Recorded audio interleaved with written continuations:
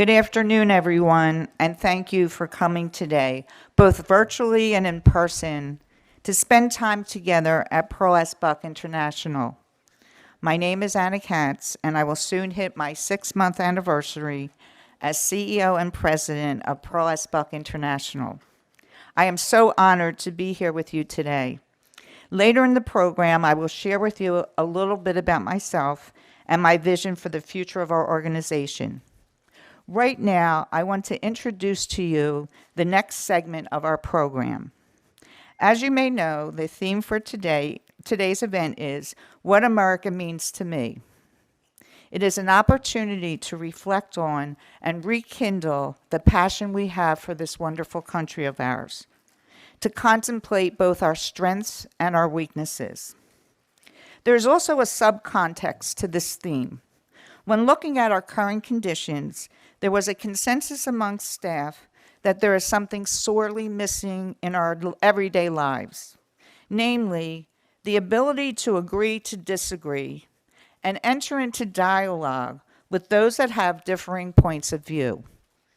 I can recall a time not too long ago when I can argue with Democrats, Republicans, sisters, fathers, mothers, aunts, uncles, and friends.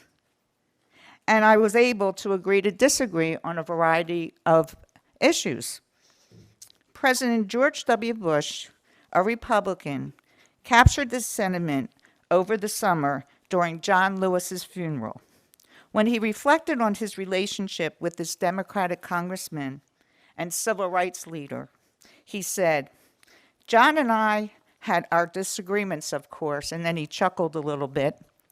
"But in the America that John fought for, and the America I believe in, differences of opinion are inevitable and evidence of democracy in action." I just thought that was just profound. This is really what I think America is all about. Dialogue, this critical human faculty, allows us in some cases to agree on general principles and policies and disagree on particulars, or to disagree in general and agree on particulars. The process sharpens our intellect and bridges distances. But in today's society, in which every issue, political or not, feels hyperpolarized, this now seems impossible. But this does not have to be inevitable. To remedy the situation, we look to Pearl S. Buck's wisdom. It seems that Miss Buck surely had skills, specifically in the ability to agree to disagree. This is keenly demonstrated as she articulates her interaction with a close friend, Eslanda Robeson, in her book, The American Argument. Eslanda Robeson was an African-American woman, anthropologist, author, actor, and civil rights activist. She was also a close friend of Pearl S. Buck. Two American women, both mature, successful, and holding no grudges against life, discussed their own country from differing and sometimes opposing, but always basic points of view. We share with you today an enactment of their dialogue. We hope it inspires you to begin your own dialogues and find your own abilities to agree to disagree. Before I invite Pearl and Eslanda to join us, I want you to know if at any points during their dialogue that you feel uncomfortable, that is all part of the process. We need to learn how to come out on the other side of uncomfortability, recognize differences, and reunite. Also, you may want to think about the similarities and differences the times portrayed. We are portraying 1948 and 1949, and we should compare that to our current times. Thank you very much. Now, please help me welcome Pearl and Eslanda. Hello, Eslanda. Eslanda gave me great help in writing this book. Every time I began a sentence by saying, "in our country," she stopped me firmly. "Which country?" she demanded. "Your America and mine are not the same." At first, I found this interruption irritating. To define one's terms before one gets a chance to talk is to put a bridle on a horse. But I soon learned to be grateful for it. When I speak of America, I must define my terms because there is not one America. Maybe there is not any America at all. Maybe we are just a hodgepodge of people living upon one piece of earth through the accident of wandering forefathers. They came here and spawned us and died, leaving us without ancestry. To go back 5 or 6 generations does not mean a real ancestry. My friend Sung Shi Sing goes back 70 generations in his modest way. Maybe we are fish out of water. Anyway, here we are. Eslanda is waiting attentively for me to begin. So let me ask you, Eslanda, what do you think when you think about being born in America? When I think about being born in America, I remember that I am officially described on my birth certificate as child, female, colored. In the United States, that earmarks a baby for discrimination, segregation, and injustice throughout life. Unless our society wants and intends to do something against babies because of their color, there's no reason to mark them down as colored or white. One of the earliest things I remember is playing with a little boy who lived across the street from us in Washington. We lived in a mixed neighborhood then. It was about the year 1900. The boy was white, but I had not yet realized there was any color difference between us. I am afraid I was a very independent, even sassy child. I always defended what I considered were my rights, and I still do. One day, while we were playing, I wanted my turn at something, a game or toy. I don't remember exactly what it was. I had waited for my turn, but he would not let me have it. I insisted, and he got angry and called me a nasty name. I asked him what that meant. He said it meant something bad and something black. That infuriated me, for I knew I was not bad, and I wasn't black. In the same year of 1900, when Eslanda first was told about her color by a white boy in Washington, I had my first great fear in China. White people there were being killed by brown people. They were being killed because some white people had done great wrong to the Chinese. And anyone who was white stood in danger because of what a few bad white people had done. To me, then 8 years old, it was a frightful revelation that children could be killed because of their parents, who in turn were killed because somewhere far away, other and entirely strange white people had been cruel and wicked. From that day on, I felt less secure in my life. If such a thing could happen in China, where little children were much loved, it could happen anywhere. Let's talk about opportunity, Eslanda. As an American, do you feel that there is unlimited opportunity here for anybody of color? I think there could be, but I think you have to insist on having the opportunity. And when you get it, you have to deliver. There are a lot of people here in this country actively and successfully preventing other people from getting normal opportunity. I cannot imagine anybody preventing Eslanda from getting anything that she wants. I believe that if she had the chance to be born again into her own choice, she would still be herself. I'm sure she would like less difficulty in her life. She might, for all I know, prefer to be tall and slim.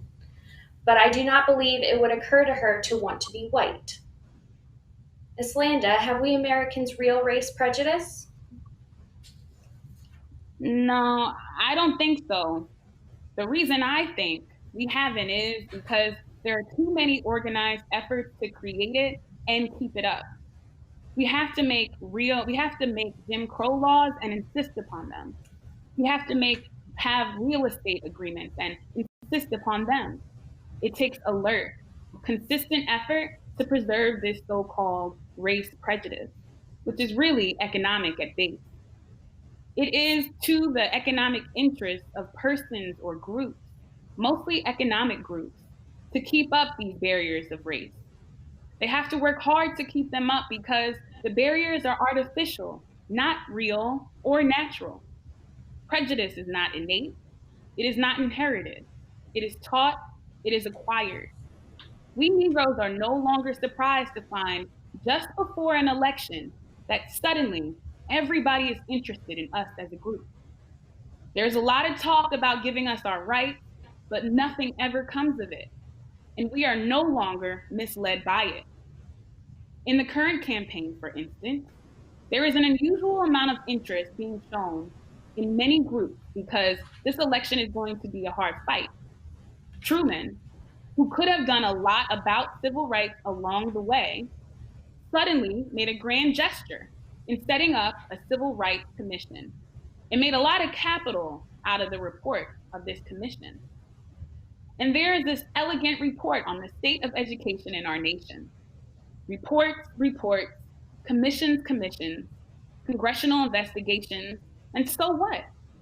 All to impress the veterans, the young people, various minorities. We Negroes are not investigations that get nowhere. They have all petered out after elections. Anyway, every fool knows the state of the union. We don't need any more committees, investigations, and reports. What we need is action, correction, and plenty of it, and fast. So, where do we lose our sense of human relationships? Well, maybe we never had it. We began in this country with slavery, remember?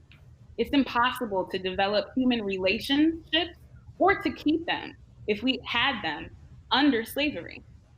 Slavery itself is a violation of human relationships and sets up false standards.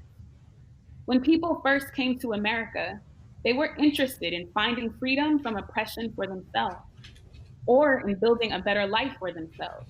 And they are still doing just that, or trying to.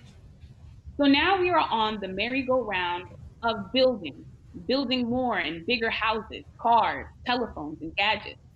We are obsessed with the making of things and accumulation of things for ourselves. We must make up our minds whether we are going to continue making a full-time career of accumulating more things, or whether we will stop at some reasonable point and examine our human relationships. Now, today, in these frightening days of 1948, I feel sure of one shining truth that is at present very much hidden under the bushel of loud, continuous propaganda.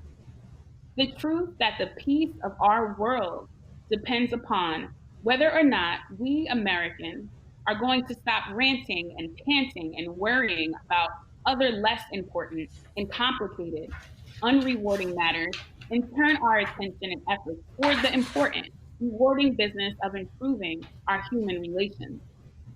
If we Americans begin here and now to practice Americanism, and it is laid down in our beautiful and famous freedom documents, if we treat all Americans and the people of the world as human beings to be accepted, I mean, we have to accept them anyway, they are here, studied, understood, considered, respected as human beings, regardless of race, color, sex, or religious, political, economic, or cultural systems, then we will have surely laid the solid foundation for peace.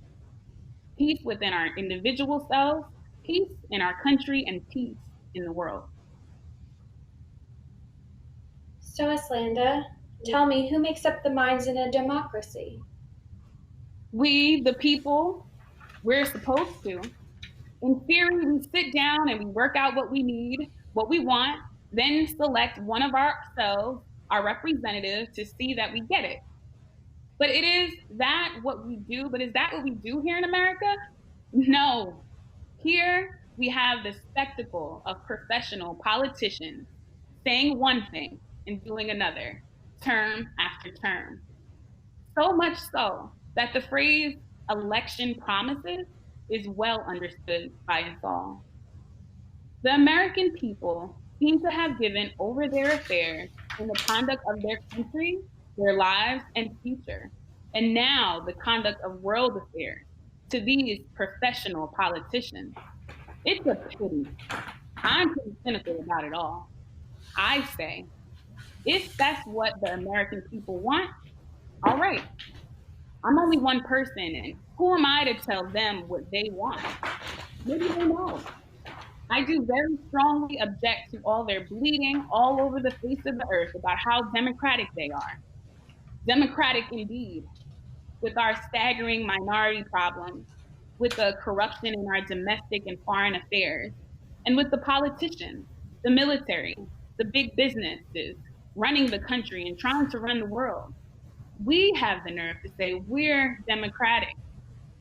What I can never get over is the fact that American people all over the is the fact that people all over the world see clearly and understand the state of affairs in American life, but Americans themselves refuse to admit it and characteristically refuse to face their contradictions.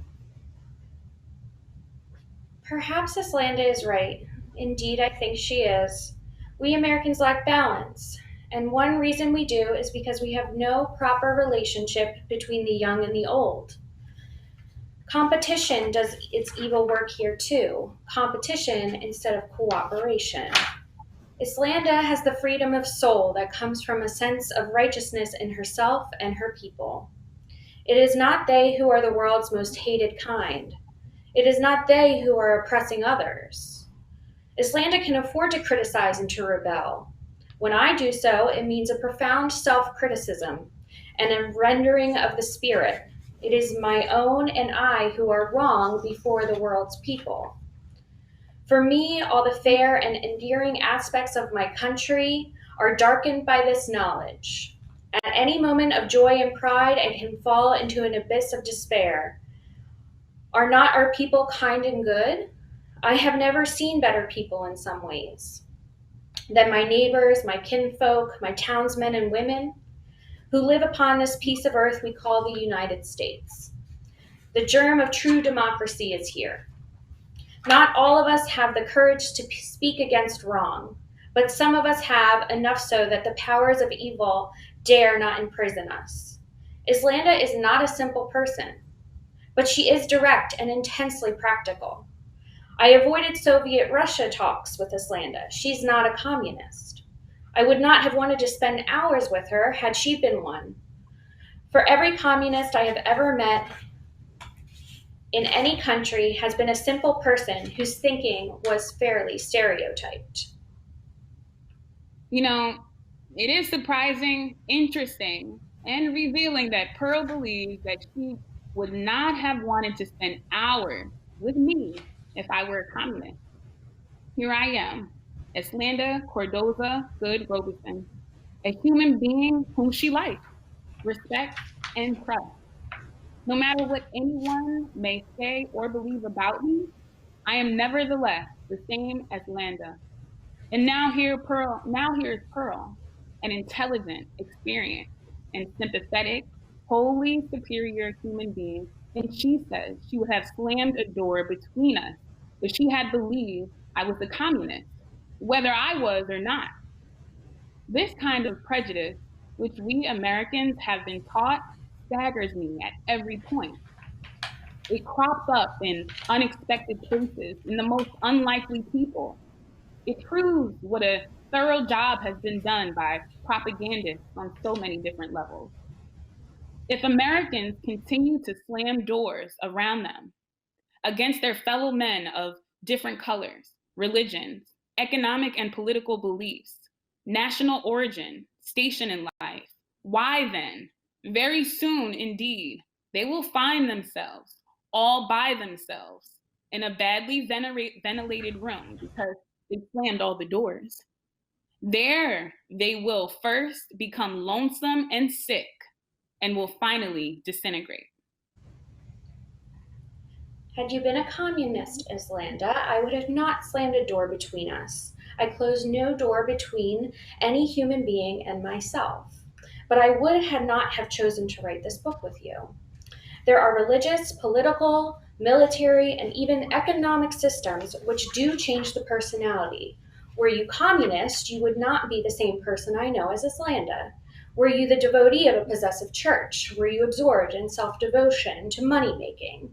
Were you subject to a military machine? you would be changed. When the self is yielded up to the creed or cause or a system, the personality changes. It is no longer free. But can't we work for freedom? Isn't that an American right? Maybe you can, but I can't. But you do, Eslanda, all the time. How? I take it our government is still the Constitution and the Bill of Rights. How do I fight them? On the contrary, how do I go around the country fighting for them? And fighting against whom? Against some of our so-called public servants, servants of the government who keep insisting upon denying me and a lot of other citizens our rights. I always stay well within the law, both the letter and spirit of the law. I admit that maybe some of our more reactionary servants of the government would like to put me in jail for these activities. And from time to time, the FBI has been interested in me, but they couldn't very well put me in prison without making themselves ridiculous. Being the wife of a celebrity, there is some publicity value attached to me, and people might be interested in what happened to me and why. Suppose you had no publicity value. Well, then I could be lynched tomorrow in some parts of the South for my activity. But our government would never do anything to you. No, in lynching areas, isn't the sheriff the representative of the government? Sheriffs sometimes connive and even assist at lynching. We had a particularly unpleasant experience in the West some years ago when I was out on a concert tour with Paul and Larry. We arrived at a large town and we were met at the railroad station by the local concert manager. He told us that we were not going to be able to go to the hotel at which we had reservations as planned, but to the home of a very nice colored family. Now, we know that there was segregation in this town and that the Negro section was a slum. I got very angry about the whole business and told the manager, who was white, that we would definitely go to the hotel, that it was charming of the family whom we did not know to offer us hospitality. And we were grateful for it, but we were very tired and we would just like to go to the facilities of the hotel. The manager hemmed and hawed and finally admitted that the hotel would not take us because we were colored. I said they had confirmed our reservation. Yes, but no buts. No, not this time, I told them. No hotel, no concert, period. But you can't cancel your concert. You have a contract and we can sue you, said the manager. I'm glad you understand the law out here, I answered, because we have a contract with the hotel in the form of a confirmed reservation and will sue too. We have a very good lawyer in New York, and so let's just turn it all over to the legal department and forget the whole thing until we meet in court. The manager went to the telephone to call the hotel to see what they could do. We knew the concert hall had been sold out for weeks in advance, and we felt sure the local people would not cancel it. Well, the hotel agreed to take us after all, and we got the suite we had reserved. The hotel manager asked us to use the freight elevator and not eat in the public dining room. The hotel manager and the local concert manager apologized for the necessity of all this and said the other guests would leave if we accepted Negroes. Later, when we came downstairs in the passenger elevator and passed through the lobby en route to the concert hall, we were delayed for more than 15 minutes by the hotel guests who swarmed about Paul, greeted him, requesting autographs, requesting special favorites for encores, inviting him to supper following the concert. I shall always remember a man and wife and their 3 children, a charming family, who said to Paul, "Mr. Robeson, we came to the hotel for dinner, hoping to catch a glimpse of you in the dining room. It's very exclusive and selfish of you to eat in your rooms." These were some of the guests who'd leave if the hotel accepted Negroes. Eslanda, how does it happen that such persons as this hotel man gets into these seats of power, high and low throughout the country? I suppose because the average person is afraid or can't afford to take a stand against this kind of thing. And so it keeps on happening and finally freezes into a pattern that comes to be accepted. Then, when some of us try to break the pattern, we're told people would never stand for that. They're not accustomed to that. Very few people can afford to protest to challenge the pattern. Some of those who can afford to will not, for fear of losing what they have. We are very lucky. We can afford to, and we do. It was at that point that I realized that we should call our book The American Argument. Our country now is in a state where I realize that we must argue. We must discuss. I am very conservative in many ways because I was reared in conservative China, where revolution was looked upon as foolish and wasteful. The fact that you feel you must argue, that you must do something in spite of your conservatism, is an indication of the seriousness of our time.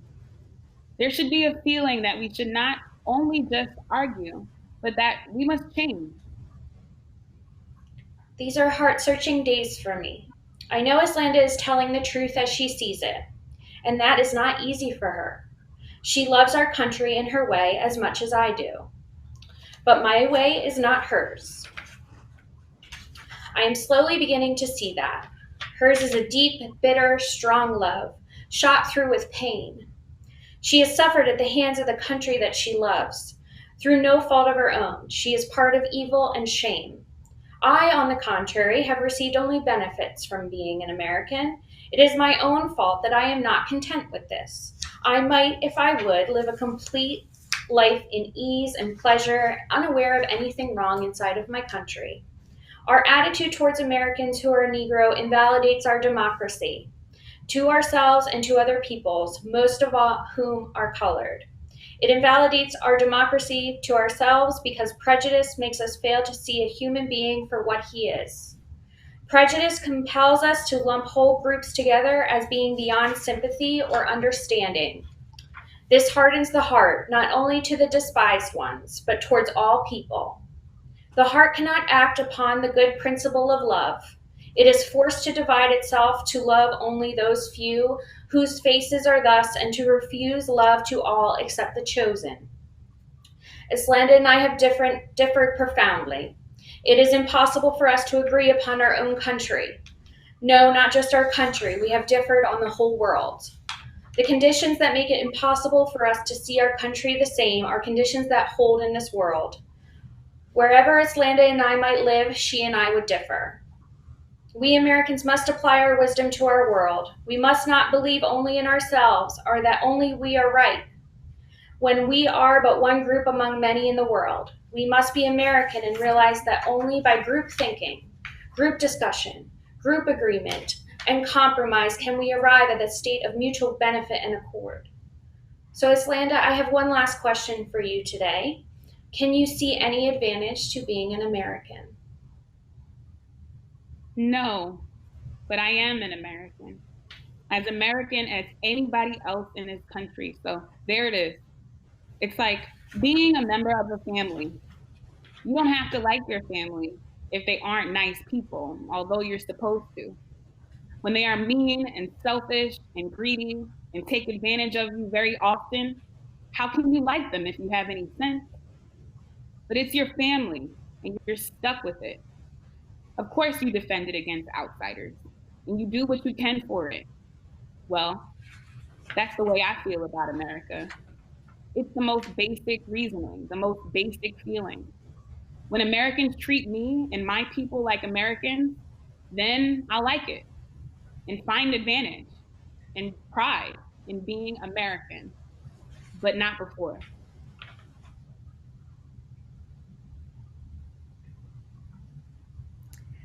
What an enlightening and inspiring conversation. So many lessons that still need to be learned and applied today. Thank you, ladies, for bringing Eslanda and Pearl Buck to life for us this afternoon. We really, really appreciate it. You did such a great job. Thank you. Thank you.